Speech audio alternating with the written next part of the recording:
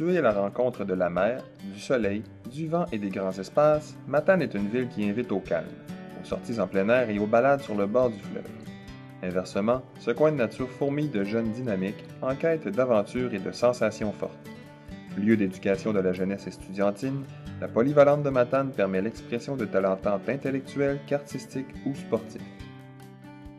Pour encourager la réussite et l'excellence de ces jeunes, la lecture joue un rôle primordial. De ce fait, j'ai élaboré un projet de lecture stratégique dans le but d'améliorer leurs compétences en lecture, particulièrement chez les garçons. Lire de manière efficace demande application et méthode. En tant qu'enseignante, je devais les convaincre qu'être stratégique en lecture pouvait devenir très payant. Un texte, puis résumer un film. Lequel choisissez? Pour ce faire, j'ai effectué 3 tournées qui visaient à rencontrer les 600 élèves de l'école afin que les stratégies soient enseignées de façon uniforme.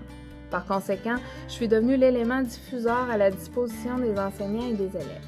Ces rencontres m'ont permis de créer des liens avec des élèves ayant des difficultés. Par la suite, j'ai revu ces élèves en sous-groupes de 5 ou 6. Ces sous-groupes se composaient principalement de garçons qui se sentaient plus à l'aise d'y manifester leurs besoins. Survoler un texte, annoter un paragraphe et décortiquer une question devenaient des évidences pour ces élèves en perte de confiance en leurs capacités face aux échecs répétés. 6 stratégies de lecture ont fait l'objet de présentations.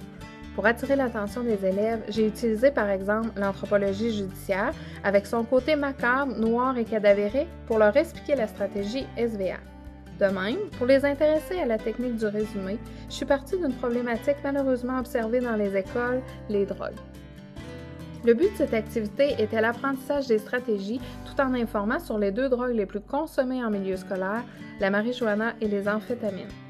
La mission des élèves, produire un dépliant informatif s'adressant aux adolescents entre 12 et 13 ans. En somme, ils devaient lire des documents, retenir l'essentiel à l'aide de leur stratégie et adapter leur résumé au destinataire. Ensuite, j'ai recueilli tous les résumés, sélectionné les meilleurs et produit le dépliant avec l'aide d'une de mes élèves de 4e secondaire.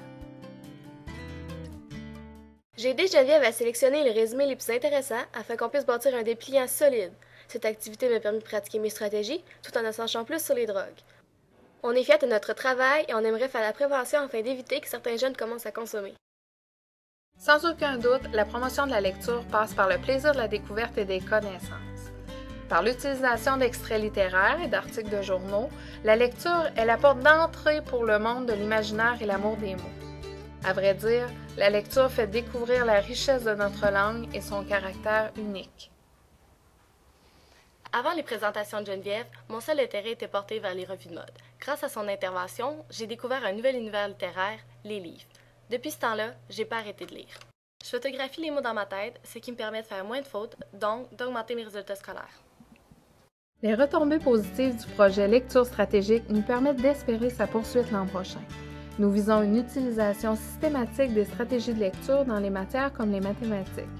En vérité, les résolutions de problèmes et les mises en situation donnent encore des maux de tête aux élèves. Mais nous avons peut-être le remède.